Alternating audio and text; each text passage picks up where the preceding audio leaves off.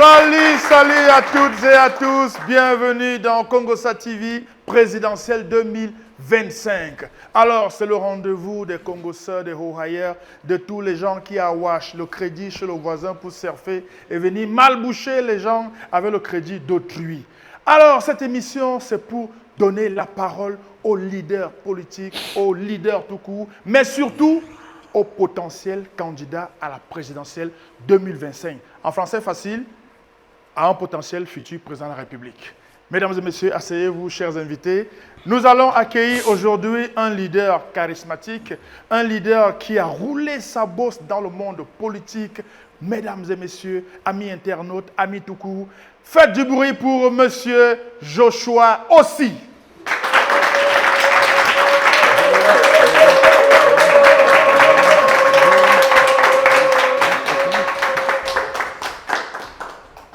Merci de vous asseoir, chers amis.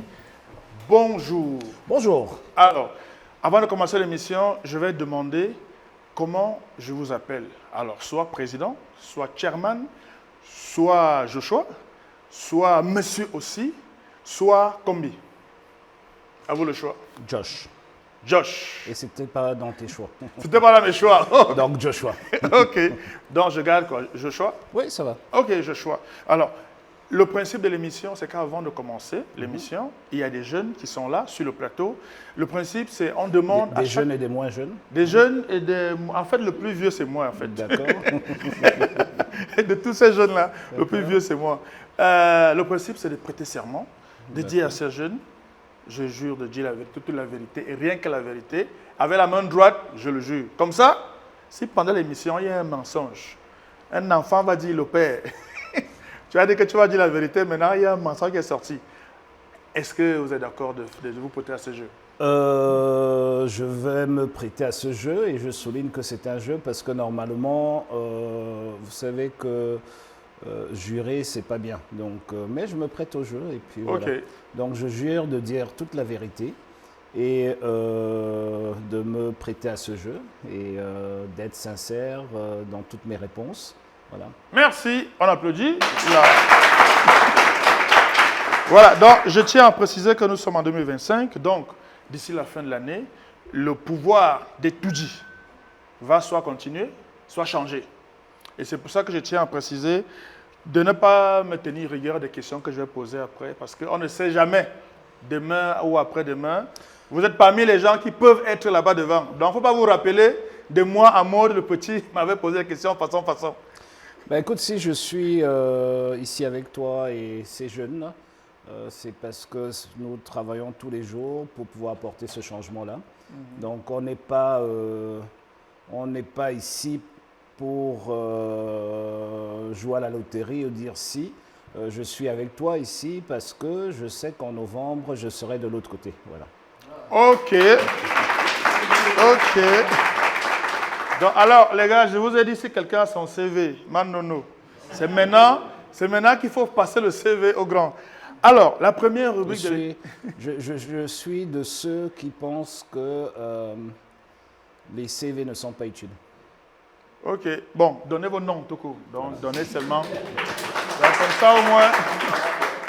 comme ça, au moins, il va se souvenir du nom. Le fait de dire que les CV ne sont pas utiles, quand je le dis, c'est pas que tu vas me donner le nom, c'est tout simplement que mon expérience, elle est longue, et peut-être aussi une partie de ma culture fait en sorte que j'ai compris que quand on veut travailler avec des collaborateurs, il faut rechercher la motivation chez les gens, il faut rechercher... l'expérience des fois, pas toujours, parce que souvent l'expérience c'est aussi un peu négatif. Si on a passé 10 ans à faire les mauvaises choses, ce n'est pas une bonne expérience. Okay. Mais ce qui est important pour moi, c'est la personne, la personnalité. Et aujourd'hui, j'ai des gens qui ont commencé avec moi comme gardiens et qui dirigent des entreprises. Donc, et ce sont les meilleurs. Ok, donc l'un de ces jeunes peut commencer comme figurant dans une émission. Et puis, Inch'Allah, exactement, ça peut changer. Exactement. Très bien, on commence l'émission. Et c'est pas Inch'Allah, c'est par le travail. Bon, pas le travail, Voilà. mais Inch'Allah quand même. Alors, la première rubrique s'appelle On dit que. Parce que l'émission, c'est Congossa TV, donc tout va se passer en mode Congossa. Pas de Parce que problème. les gens disent beaucoup de choses et les gens veulent savoir beaucoup de choses. Pas de problème. Alors, on dit que vous êtes devenu en opposant trop docile et que dans notre contexte, c'est inquiétant. Mais écoute, je ne sais pas qui est-ce que ça inquiète. La politique, c'est pas la guerre. La politique, c'est de construire. Et on ne construit pas avec des haches, on construit avec des pelles. Et voilà. Et vous savez, une chose très importante quand on est en politique, c'est de pouvoir se parler. Et mon éducation ne me permet pas d'être en politique pour placer des injures. Le fait qu'on soit dans une autocratie et que les gens ne prennent pas soin de la population ne devrait pas être un prétexte pour se mettre à injurer ces gens, etc. On peut être contre quelqu'un tout en le respectant.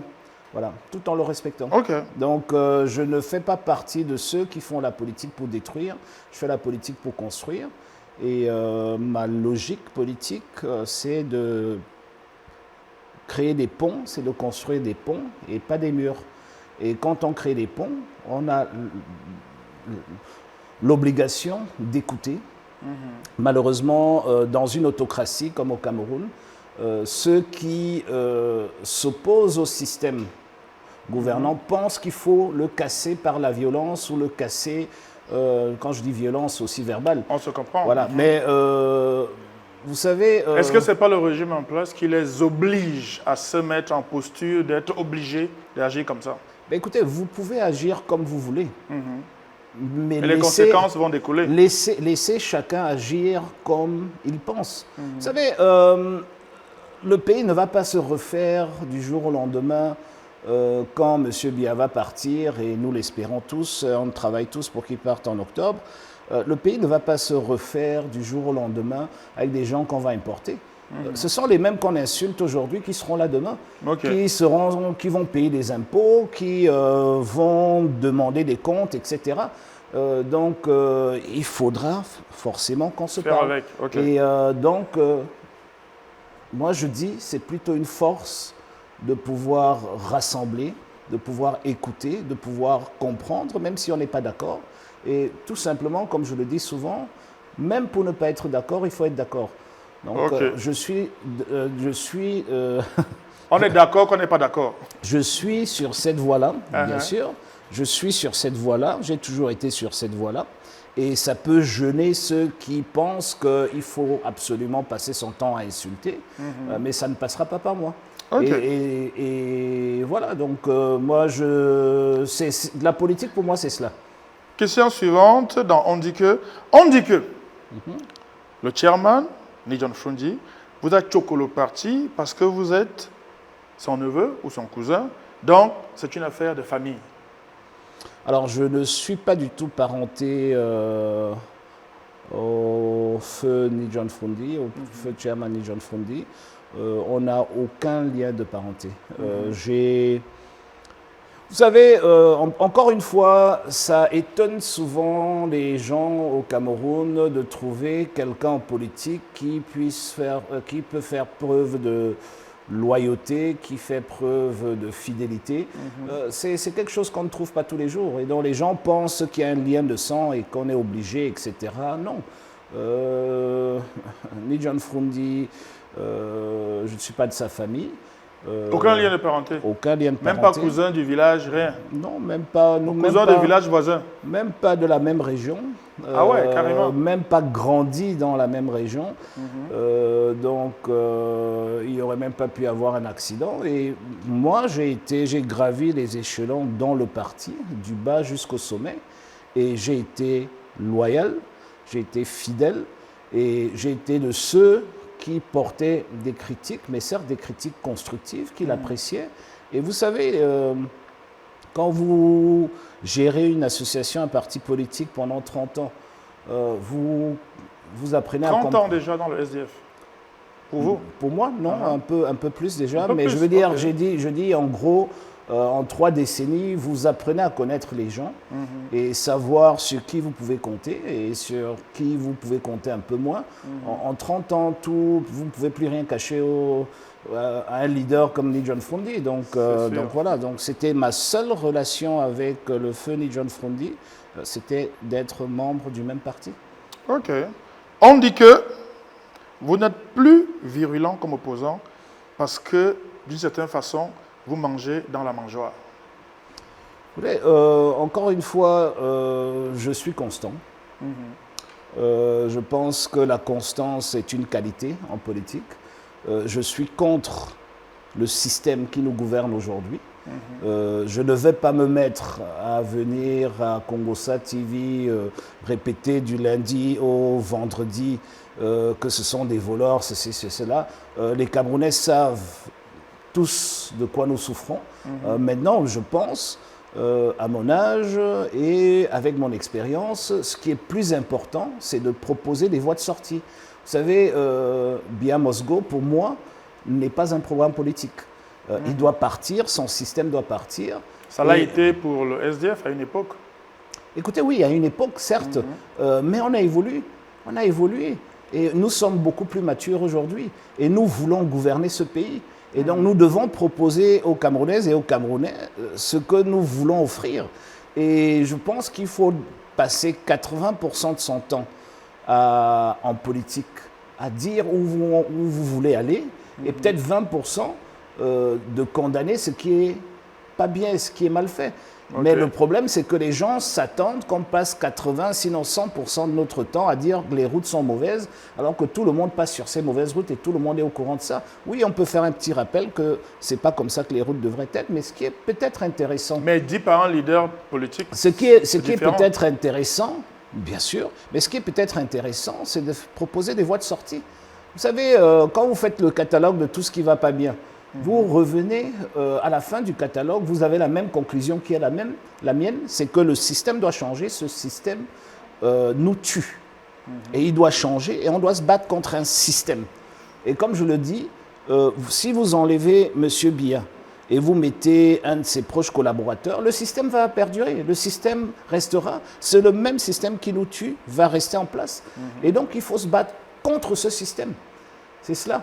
C'est ce que je fais et donc j'essaie d'être consistant là-dedans et malheureusement, vous savez, dans une autocratie, la première façon pour qu'un autocrate garde la main sur un pays, sur son pays, c'est de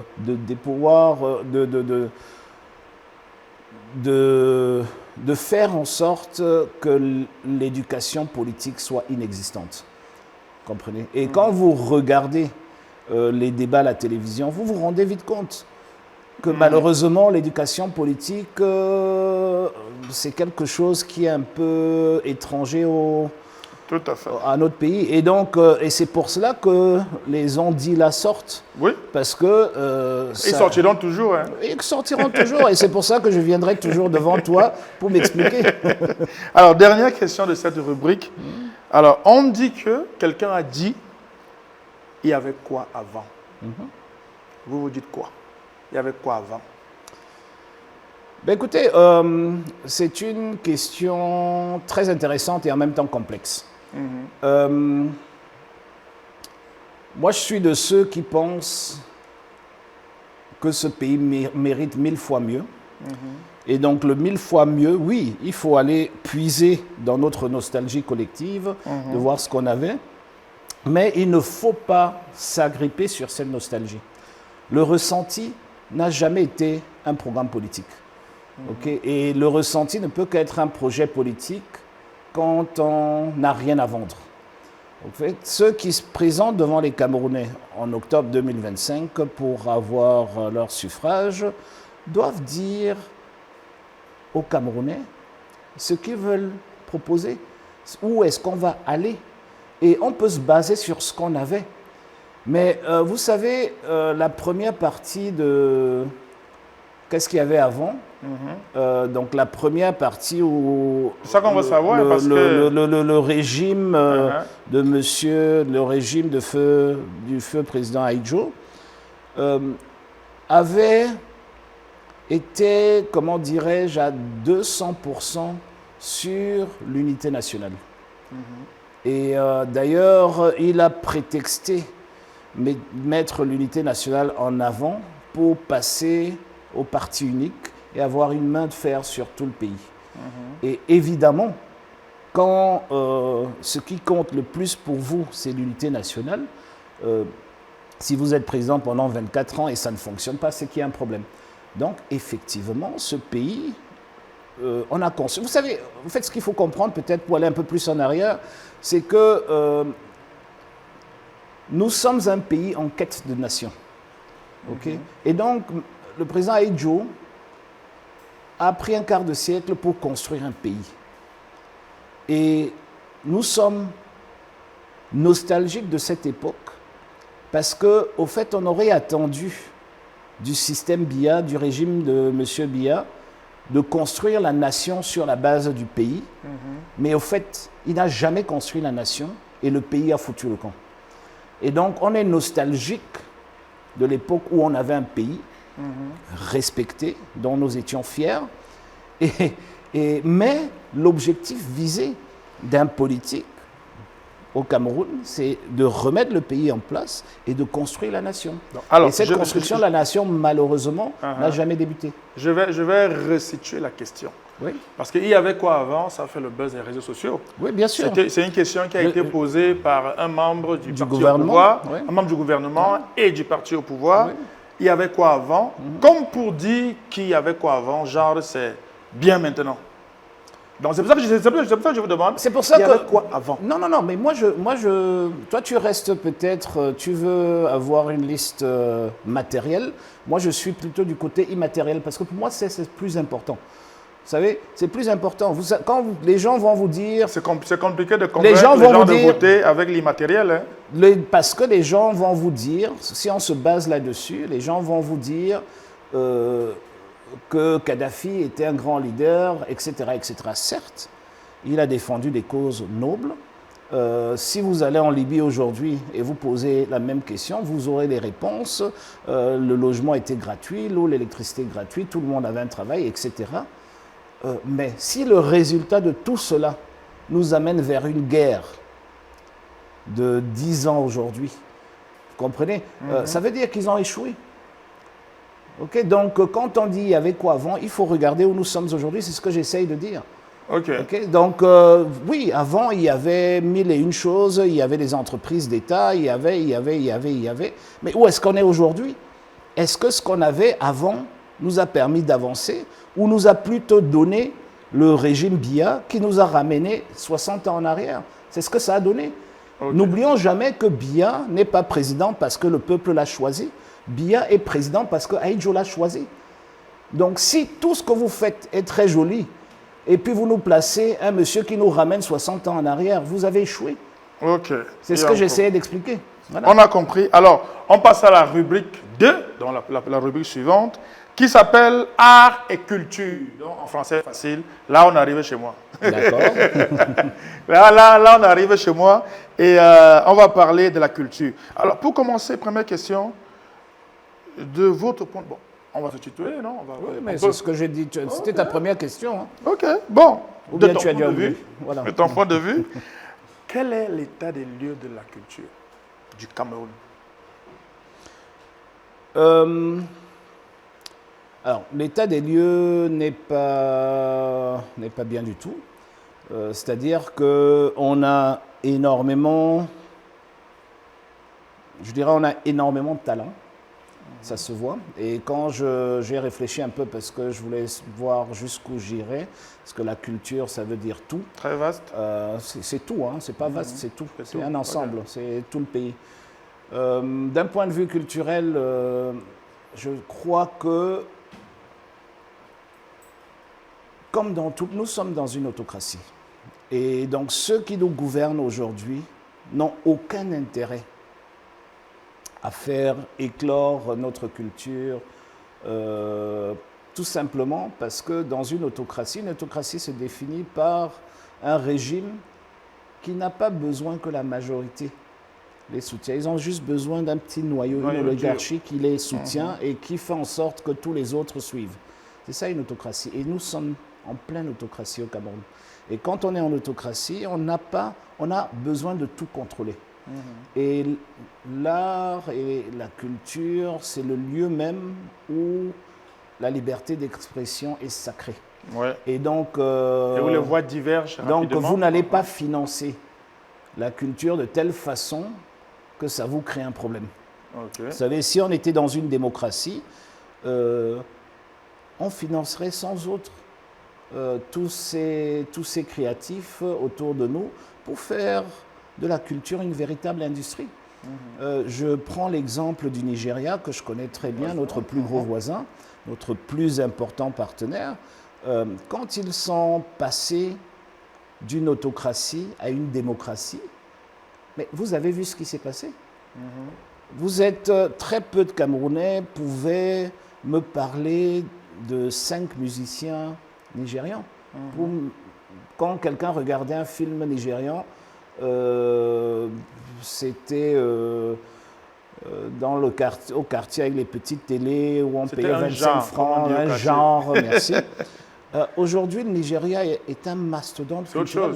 C'est autre chose. Mastodonte culturel. J'étais dans un bar en Colombie, on ne jouait que ça. On ne jouait que la musique nigériane. Et j'ai même dû expliquer à ces gens que non, tous ceux qui jouent là, ils pensaient que c'était des Américains. J'ai dit non, c'est des Nigérians, c'est des Africains, ils étaient épatés. Et c'est pour dire que quand on investit, quand la liberté est, quand on a une démocratie, et quand ce qui compte, c'est que la majorité du peuple soutient le pouvoir en place, pour rester en place, on investit automatiquement dans l'art et la culture. Et on met beaucoup d'argent. Il faudrait mettre au moins 2% de notre PIB, c'est ce que le Nigeria a fait, pour avoir des studios dignes de ce nom, pour faire en sorte que les artistes, pour ne parler qu'eux, puissent vivre dignement. Mais on est dans un pays où l'artiste n'a même pas de statut.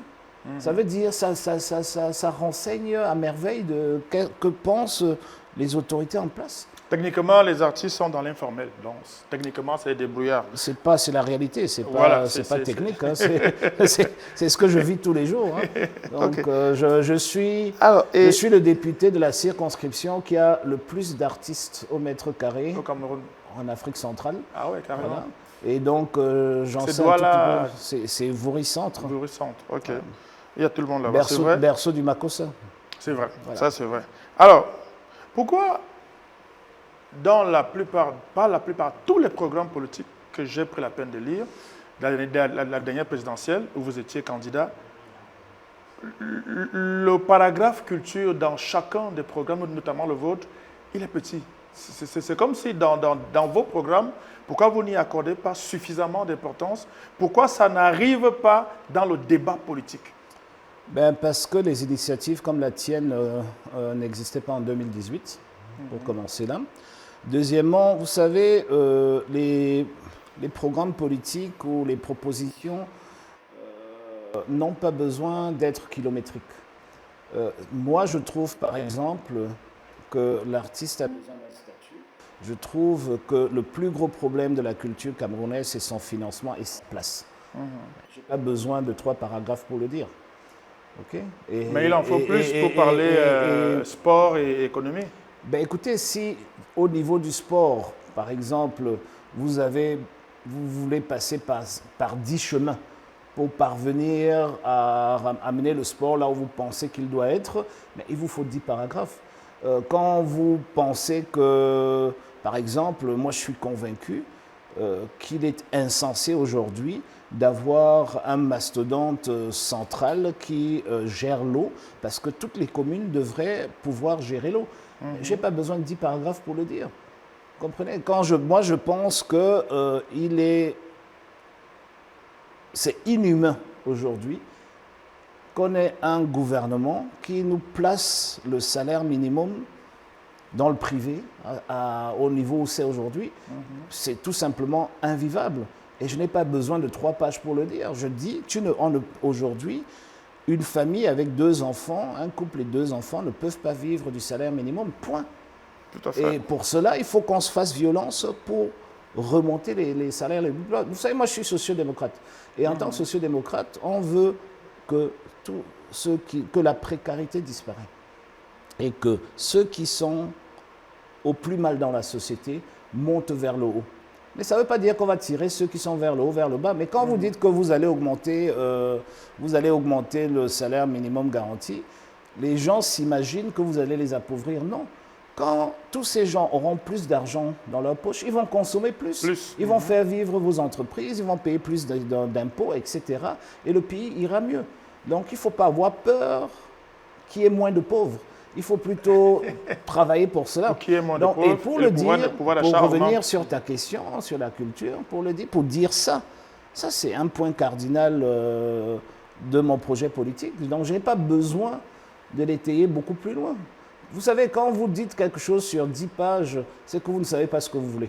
Oui, mais ce que nous on comprend dans le milieu culturel, c'est que c'est un peu facile parce que tous les hommes politiques, tous les leaders politiques du Cameroun font vite un raccourci vers le football. Qu'est-ce que tu veux? Qu'est-ce que tu veux pour le monde de la culture que le prochain président de la République doit mettre en place? C'est ce que je vais dire après, mais j'ai fini d'abord ça. C'est moi qui te pose la question. C'est mon émission. Hein. Mais alors, qu'est-ce que tu veux? Qu'est-ce que tu veux? C'est mon émission. Donc tu ne sais même pas ce que tu veux. Non, mais je sais. D'accord. Parce okay. que non. Parce que je te mets au défi. Je veux d'abord. te mets au défi. Ce que je veux, c'est qu'un leader politique oui. assume le fait qu'il va mettre des financements conséquents et qu'il nous dise les mécanismes qu'il va trouver pour le faire. Et tu n'as pas vu ça dans mon programme? Donc tu n'as pas vraiment lu? Non. Et c'est ça, non seulement c'est dans le programme, mais dire ce que tu as dit là, c'est une phrase. Oui, mais... Et ça résout ton problème. Non, je n'ai pas fini. Voilà. Parce que, en fait, tu ne vas pas m'avoir. Parce qu'en fait, tous les leaders politiques, ou presque, aiment le football. Parce que le football, quelque part, c'est l'opium du peuple, quelque part. D'une certaine façon, ça l'est devenu. Mais est-ce que l'engouement avec lequel vous, dirigeants politiques, vous parlez du football et vous défendez le football, est-ce que si vous mettez 15 ou 20% dans la culture, ça ne pourra pas devenir quelque chose d'équivalent en termes d'importance dans le Cameroun? Premièrement, je ne pense pas. Je pense pas. C'est une mauvaise comparaison à faire. Moi, je suis fondamentalement keynésien. C'est-à-dire que je pense que la culture doit être une industrie. C'est l'industrie de la culture et l'industrie du sport, etc. La culture doit contribuer au produit intérieur, à la richesse du pays et à la croissance du pays. Ça ne doit pas être une source de coûts.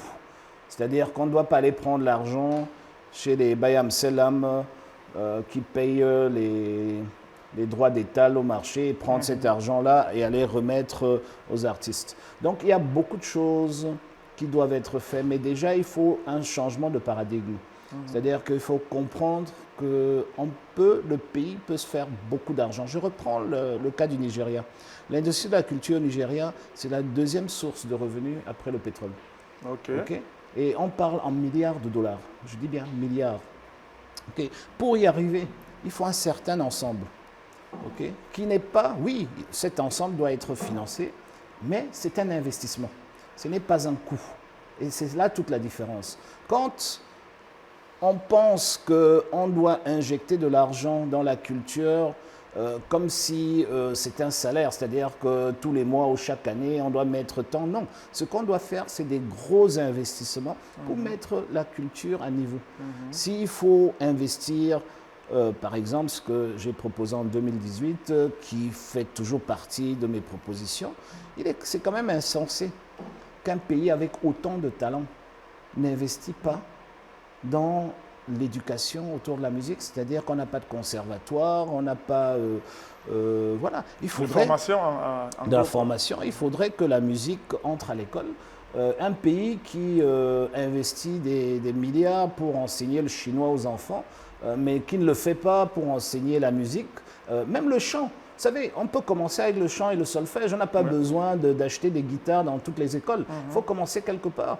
Et si on introduit la musique dans les écoles pour septembre de l'année prochaine, pour il y avait rentrée, ça avant, par contre. Oui, surtout dans le privé. Si on introduit vous voyez le nombre d'opportunités d'emploi que ça donnerait à nos musiciens, parce qu'il ne faut pas seulement penser aux stars, il faut penser à tous ceux qui gagnent leur vie, si on peut appeler ça ainsi, en jouant dans des fêtes, dans des cabarets, etc. C'est des milliers d'emplois concrets et qui changent déjà comme ça la vie de ces gens-là. Mais il faut une volonté politique forte pour y arriver, comprenez? Et je dis tout simplement que moi, j'ai la chance d'être un élu de la circonscription qui compte le plus d'artistes au Cameroun. Et donc, je ne me vois pas président de la République en train de ne pas m'occuper de ceux qui m'ont porté si longtemps. Ok, alors, Joshua, je t'ai connu il y a un peu plus de 10 ans. Tu venais à nos spectacles d'humour. Oui. Mais dès que tu as été élu député, on t'a plus vu. Qu'est-ce qui s'est passé donc? C'est pas vrai. Quand on est... C'est pas vrai. Bon, c'est peut-être que d'humour. En tout cas, les Bon, je vais te dire, les miens, tu ne venais plus. Non.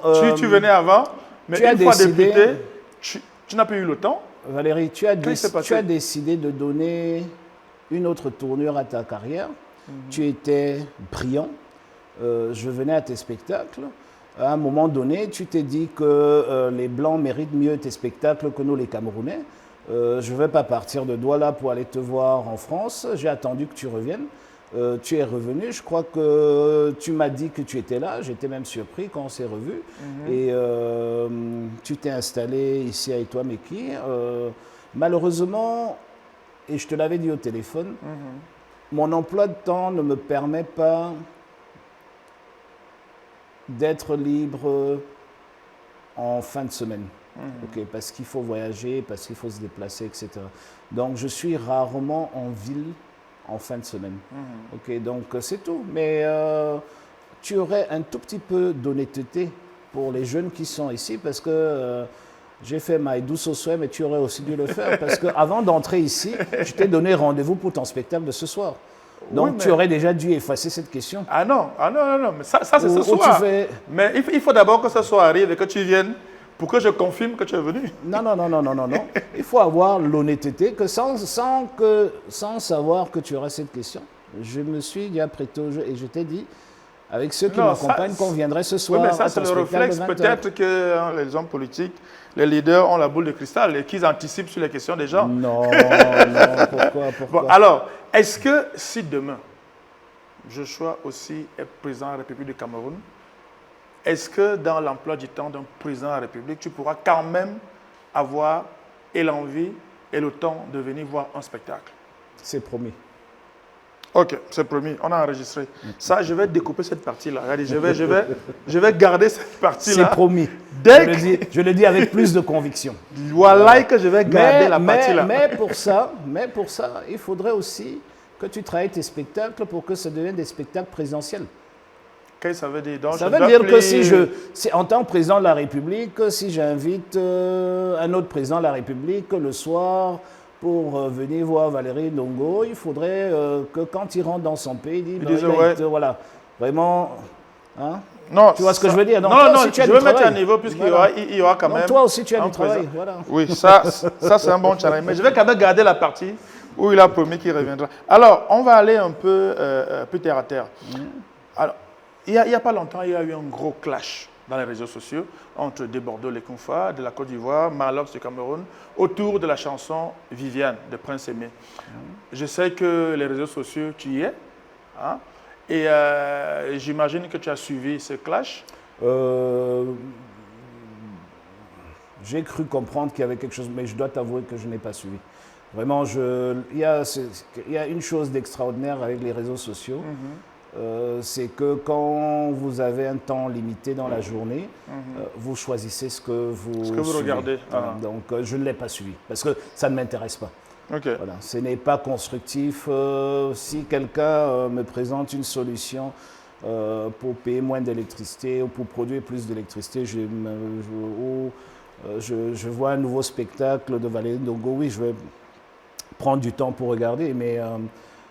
si c'est des clashs, ça ne m'intéresse pas, je passe à autre chose. Ok, mais quand même, juste en passant, c'est un clash quand même il y a eu, pour une des rares fois quand même, un une espèce de mouvement de solidarité autour de Prince Aimé pour que sa chanson fasse des millions de vues.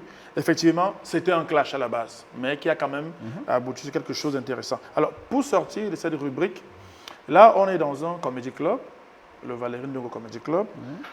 Alors, je vais te demander, normalement, c'est une question facile pour toi, normalement, de me citer 5 humoristes encore vivants en dehors de Valérie Ndongo.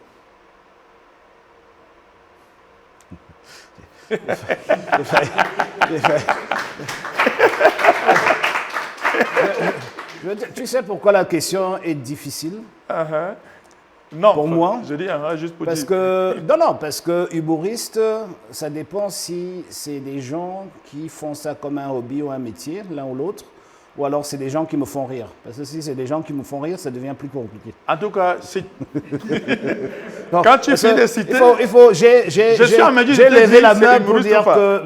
J'ai levé la main pour dire que je serai sincère. Et peut-être juste pour le prochain qui va passer, tu baisses les tableaux. Parce que je pourrais juste regarder les tableaux et les citer. Mais j'ai des gens que j'aime beaucoup, qui ont non seulement du talent, mais on ressent qu'ils travaillent énormément. J'attends les noms. Hein. Oh. 5 seulement. Vivants. Parce qu'il y a... J'étais pas avec eux ce matin, donc je peux citer un nom alors que je ne le souhaite pas. Mais donc, disons vivant jusqu'à hier, voilà. Voilà, disons vivant jusqu'à hier. Il y a mon ami Moustique, qui est exceptionnel. Il y a...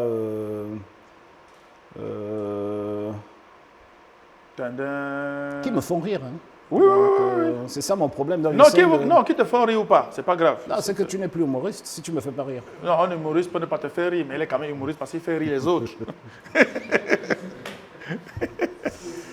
Bon, donc, alors, Moustique le charismatique, tu es le seul humoriste que l'un des potentiels futurs présidents du Cameroun connaît. C'est pas ça. Là, tu n'es pas sincère. Bon, j'ai dit, oui, que j'ai pu citer. Oui, c'est ça que j'ai redit. Et que je regarde et qui me fait rire. Oui, mais je n'ai pas mis la condition que tu ne peux pas m'imposer tes conditions. Si un humoriste... Je dis seulement que si un humoriste, au bout de 2-3 fois, ne me fait pas rire, il est toujours la première des choses... Oui, il est peut-être humoriste, mais je ne retiens pas son nom. Pourquoi je vais retenir le nom de quelqu'un qui ne me fait pas rire? Bon, en gros, je sais que si il y a les musiciens, tu vas en citer au moins 15. Non, pour revenir sur les... Vraiment, c'est pas... Je peux citer à l'appel, hein, donc vraiment... j'aimerais pas que... J'attends l'appel. J'aimerais pas sortir du contexte que moi-même, je me suis fixé. En fait, je me suis fixé mon propre piège, donc je resterai à Moustique. Voilà. Ok, Moustique, voilà. On va dire Moustique. Donc, ok, alors on passe à la rubrique suivante, qui est une rubrique de questions envoyées par 2 collègues. Alors, 2 collègues humoristes. Que je n'ai pas cité. Que tu n'as pas... Non, si, parce qu'il y a Moustique parmi. Ah, d'accord. Il y a Moustique parmi. Alors, donc, tu as play et tu écoutes la question de Moustique. Ok. J'espère que la prochaine vient de Majorance. Très cher confrère de l'opposition, je suis M. Mbinam Ndougo, philosophe Gutenberg, président du PENIS, entendu par là le Parti de l'émergence nationale pour l'intégration sociale. Je suis heureux de vous voir sur ce plateau et de savoir que vous êtes invité à une émission d'un jeune comme celui-là. Mais je me pose la question, en tant que jeune, sachant que vous avez marché sur les sentiers bien tracés par le chairman de regretter mémoire, John Fundi, oui c'est ça. Je suis nouveau en politique. Je voudrais vous demander, est-ce que vous ne pensez pas que vous péchez en faisant la politique comme les politiciens anciens? Durant plusieurs célébrations, plusieurs cérémonies, en tant que jeune, on ne vous voit pas vous regrouper là où les jeunes sont. Est-ce que c'est normal? Dans les concerts, on ne vous voit pas. On ne vous voit pas. Est-ce que vous pensez que vous allez parler à un électorat seulement lorsque les élections approchent? En tant que jeune politicien, nous aurions voulu vous voir beaucoup plus proche. Qu'est-ce qui explique cela? est-ce que les codes de votre parti ou alors votre éducation politique ne vous permet pas? Parce que nous, on ne vous voyait pas depuis. C'est maintenant qu'on vous voit.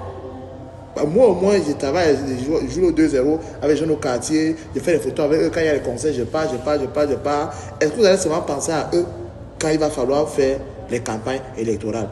Monsieur Joshua, si je vous salue, et il paraît que vous travaillez dans le Ngomna. Ça ne vous gêne pas? Ok. Alors, ouais, j'avais bien raison de le citer. Ah, La première chose, c'est que être opposant n'est pas un métier. Ok, c'est juste un statut. Et qu'on souhaite comme statut provisoire parce que, en fait, si on fait vraiment de la politique, il faut pouvoir gérer la cité pour pouvoir mettre en place ce qu'on propose, les politiques publiques qu'on propose. Donc, il n'est pas question d'être partout. Il n'est pas question de se cloner.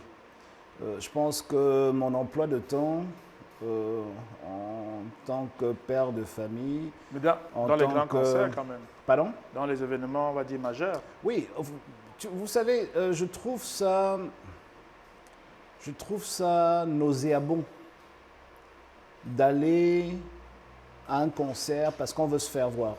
Quand on va dans un concert, c'est pour le spectacle qu'on a devant soi. Mais du coup, vous n'y allez pas ou Mais quoi? bien sûr, le problème, c'est que vous ne vous produisez pas dans les vrais spectacles où nous on va. Et c'est pour cela que vous ne nous voyez pas. Dans quel spectacle? Et même si tu fais bien cette tête, tu sais de quoi je parle.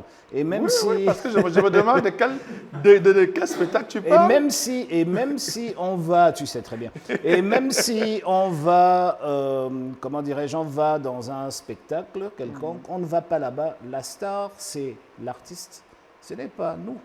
Donc on est dans la foule et on ne prend pas le temps pour appeler l'artiste. Si on le connaît, on a le privilège d'avoir son numéro. Ah, je suis là dans la salle. N'oublie pas de m'appeler, comme ça les gens vont voter pour moi. Je trouve ça nauséabond. Ok, je ne fais pas ça. C'est comme je trouve même la pratique de, on appelle ça comment aujourd'hui, de la talakou. Je trouve ça nauséabond. Ça, c'est autre chose. C'est la même chose. Non, c'est autre chose. C'est la même chose. Quand La on va, talakou, c'est quelqu'un qui, voilà, écoutez, ceux qui font ça. Donc, on n'a qu'à ouvrir un fonds pour le financement, un fonds d'aide à la culture et que les gens aient jeté l'argent dedans. Ils font ça parce qu'ils veulent se faire voir eux. Alors que moi, je viens à un concert pour voir l'artiste. Et voyez-vous que si on ne comprend pas ça et qu'on est peiné de voir ça et que en général, vous payez votre billet pour voir un spectacle et vous arrivez au spectacle et puis la moitié du temps pour lequel vous avez payé, ce sont des gens qui veulent se faire voir en venant jeter des billets de 500 sur le front des artistes. Il y a aussi les billets de 10 000 dedans. J'aimerais me limiter aux billets de 500 parce que les billets de 10 000 en général, ça ne met pas une demi-heure. Vous voyez, on est gêné. On est gêné. Et moi, je vais au spectacle. Je vais au concert quand je peux. Et quand il y a un concert autour de moi, j'y vais. Dès que je peux. Maintenant, il y a tout ce qu'il faut... il faut encore revenir sur le fait que, malheureusement, l'emploi quand quelqu'un est en politique comme je le suis, et que vous dirigez un parti politique national, vous êtes obligé d'être partout, autant que possible. Donc, j'ai compté en 2023, j'ai passé un seul week-end à Douala, qui est quand même à base. Un seul sur toute l'année. Vous voyez? Donc, vous devez être à des mariages, vous devez être à des enterrements, vous devez être à des réunions, vous devez être à des événements. Maintenant, il faut ajouter vous recevez des spectacles, vous recevez le mois de décembre de cette année, j'avais 38 invitations au mariage. Sur les 38, il y a une vingtaine auxquelles je devais y aller. Parce que c'était des gens proches. Vous savez. Et quand tout le monde décide d'avoir le concert et le mariage et l'enterrement le même jour, vous faites comment? Vous venez au concert? Non. Parce que le concert, vous pouvez rattraper. Vous espérez que l'artiste va vivre encore 20 ans, donc vous avez 20 ans pour vous rattraper. L'enterrement, c'est une fois. Le mariage, on l'espère aussi, c'est une fois. Une fois, en principe. Donc, en principe. Donc, vous faites quoi? Vous donnez des priorités aux événements qui sont factuels, qui sont là, que vous ne pouvez pas rattraper par la suite. L'artiste, vous pouvez toujours rattraper.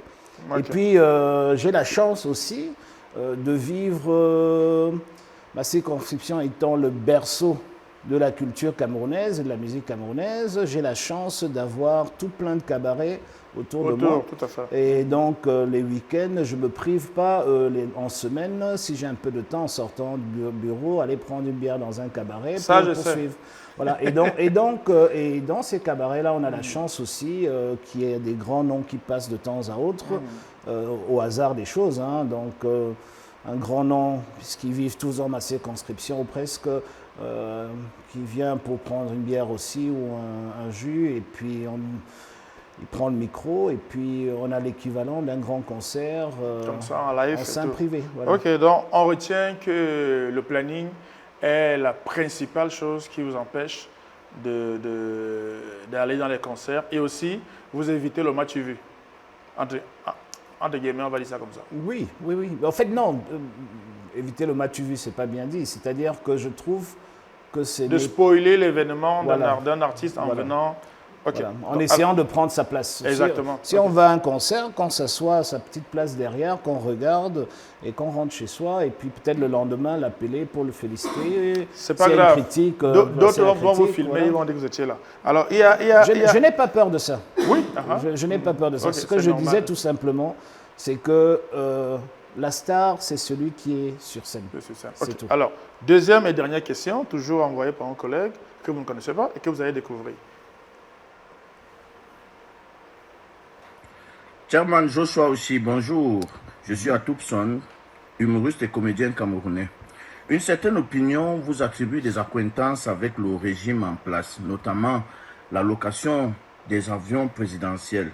Est-ce que cette proximité avec le régime ne vous décrédibilise pas en tant que leader d'un parti d'opposition et par ricochet ne fait pas perdre au SDF sa notoriété d'antan? Parce qu'on a remarqué qu'aujourd'hui, le parti SDF ne fait plus peur au régime comme à l'époque. Nous avons plutôt les petits poussets comme le PCRN et le MRC qui sont aujourd'hui les partis qui, entre parenthèses, font trembler un peu le régime. Est-ce que le SDF n'a pas beaucoup perdu du fait de cette proximité avec le régime en place? Alors, je ne sais même pas par où commencer. La toute première chose, c'est que ce sont les extrêmes qu'il faut éviter en politique. Et ce sont les gens, des militants de ces partis extrémistes qui répandent l'information selon laquelle je louerai des avions au président. Je souhaite que ce soit vrai.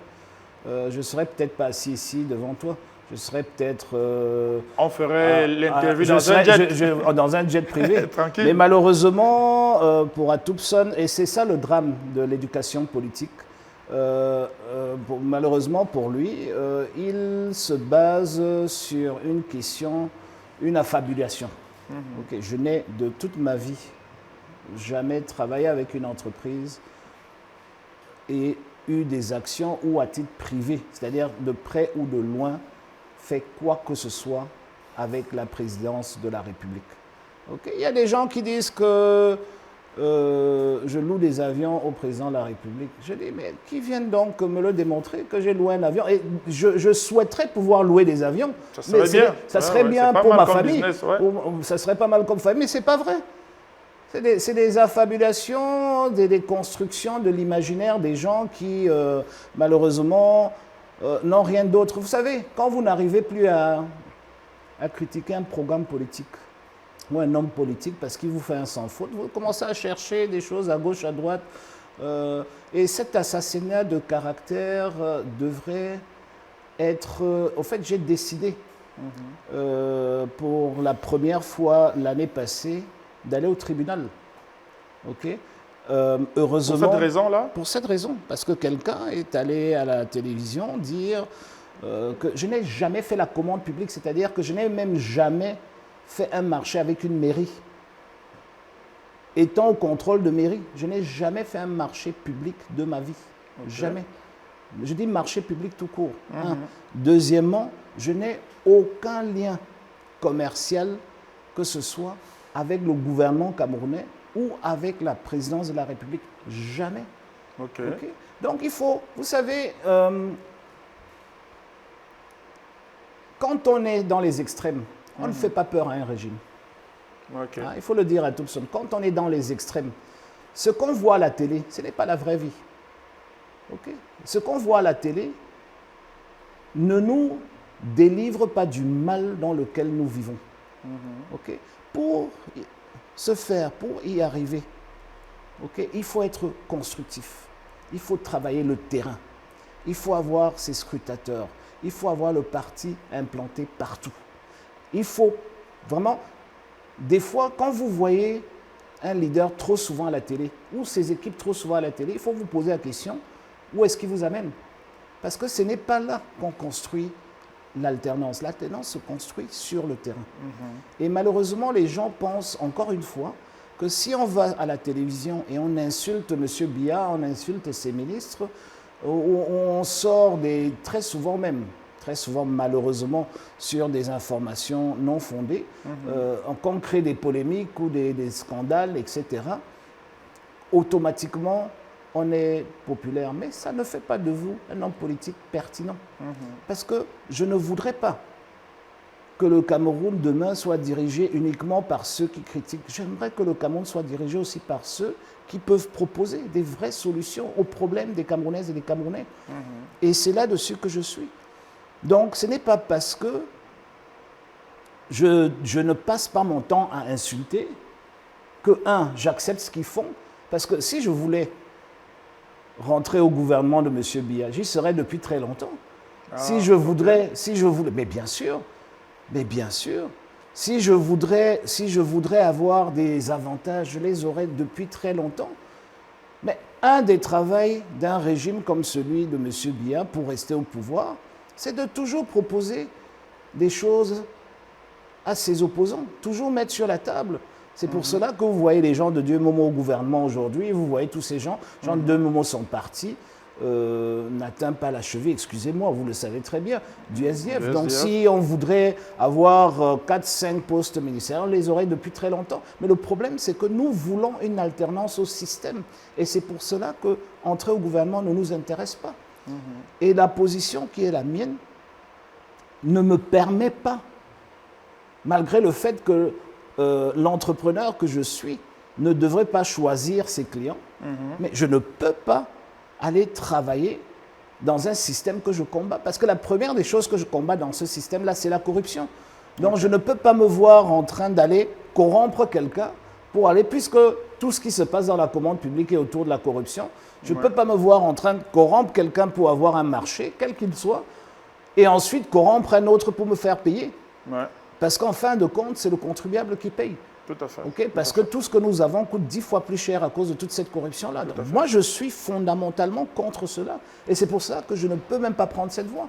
Et je mets quiconque au défi de venir me dire, démontrer une seule instance où j'ai été de près ou de loin mêlé d'une façon à la commande publique, même tout à fait honnête. Je ne l'ai jamais fait. Je ne sais même pas comment ça se passe. Si vous me demandez comment est-ce qu'on fait un marché public, je ne peux pas répondre à cette question. Parce que je ne sais même pas comment, je ne sais pas à quelle porte toquer et comment y arriver.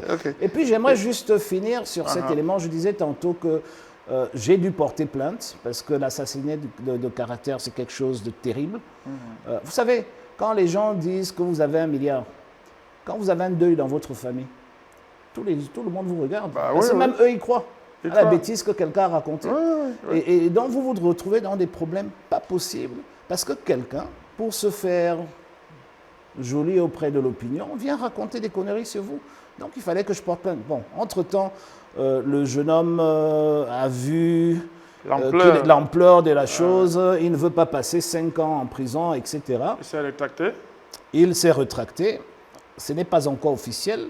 Mais je pense que ça sera fait dans les jours à venir parce que mon objectif non plus, ce n'est pas de remplir les prisons. Mais les gens doivent comprendre le risque qu'ils prennent quand ils disent des choses comme ça. Parce que si moi je ne porte pas plainte, de l'autre côté, ils peuvent porter plainte. Parce que c'est aussi une affabiliation pour eux. Et au fond même de l'histoire, au fond de l'histoire, moi je rigole. Parce qu'aujourd'hui, il y a un grand homme, M. Marafa Hamidou Yahya, qui est en prison. Et un qui est au Maroc aux dernières nouvelles, mais qui est toujours condamné, qui sont en prison parce que le président n'a pas d'avion. Et on dit, parce que d'autres disent que je répare l'avion du président, je dis, mais sortez les dents de prison. Parce que dans ce cas-là, le président a un avion et c'est moi qui les répare.